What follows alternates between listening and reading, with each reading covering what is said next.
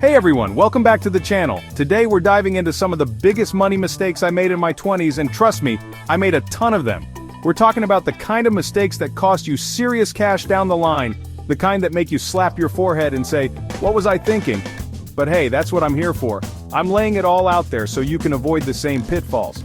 We're going to break down each mistake, see why it was so costly, and most importantly, give you actionable steps to make sure you don't repeat history. Because let's be real, managing your money shouldn't feel like navigating a minefield. So sit back, grab a notepad, and let's get you on the path to financial success. Okay, let's be honest, who hasn't gotten caught up in the excitement of a little retail therapy or splurging on that shiny new gadget? I know I did. Back in my 20s, I had this treat-yourself mentality that spiraled way out of control. We're talking new clothes every month, eating out multiple times a week, you name it. It felt good in the moment.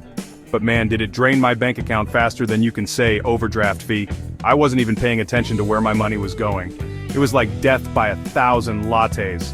I convinced myself that these little luxuries were essential, that I deserved them after a long day of work. But the truth is, they were just distractions. Shiny objects keeping me from focusing on my real financial goals. Start by identifying your spending triggers, those things that make you want to whip out your wallet. Let's talk about investing, or in my case, the lack thereof in my early 20s. I know, what was I thinking, right? Back then, investing felt like this big, scary thing reserved for Wall Street hotshots, not a regular guy like me. I figured I had plenty of time to worry about it later, that retirement was decades away. Oh, how wrong I was. You see, when it comes to investing, time is your greatest ally. Compound interest, my friends, is a beautiful thing.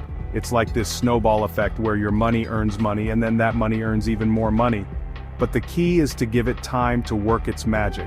Every year I put off investing was a year I missed out on potential growth. It's like that saying, the best time to plant a tree was 20 years ago. The second best time is today. Start investing today, even if it's just a small amount. Credit cards. Those little plastic rectangles that promise the world but can quickly turn into your worst financial nightmare. I learned this the hard way in my 20s. I fell into the classic trap of thinking I had more money than I did. It started innocently enough, using my credit card for a few small purchases here and there.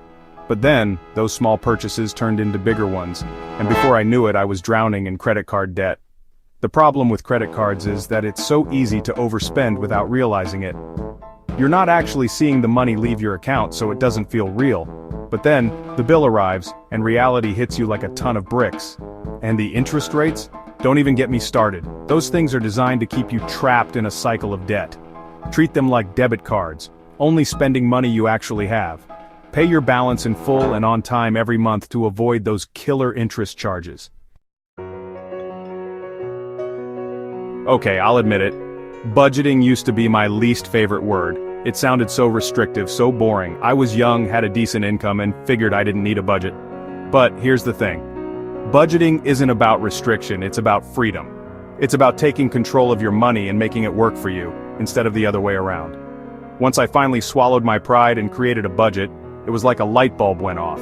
For the first time, I had a clear picture of where my money was going. I could see how much I was spending on things like rent, groceries, and transportation, and how much I had left over for things like savings, investing, and yes, even fun money. Having a budget gave me a sense of financial security I had never felt before. I was no longer living paycheck to paycheck, constantly worried about whether I could afford my bills. Instead, I had a plan, a roadmap to achieve my financial goals.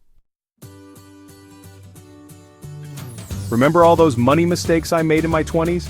Well, not having an emergency fund made those mistakes hurt even more. Life throws curveballs. It's inevitable. Your car breaks down, you lose your job, or you have an unexpected medical expense. These things happen, and when they do, you need to be prepared. That's where an emergency fund comes in. It's your financial safety net, there to catch you when life tries to knock you down. Having an emergency fund gives you peace of mind, knowing that you can handle whatever life throws your way without going into debt. Start by setting a small, achievable savings goal each month. Thanks for watching. I know that was a lot to take in, but I hope you found it helpful. Remember, we all make mistakes, especially when it comes to money. The key is to learn from those mistakes and make better choices moving forward. Take it from me, the sooner you start implementing these tips, the better off you'll be. Don't let your 20s be riddled with financial regrets. Take control of your money, invest in your future, and build a solid foundation for a lifetime of financial success. If you found this video helpful, make sure to give it a thumbs up and subscribe for more tips on managing your money. And be sure to share this video with your friends and family who might find it useful. See you in the next one.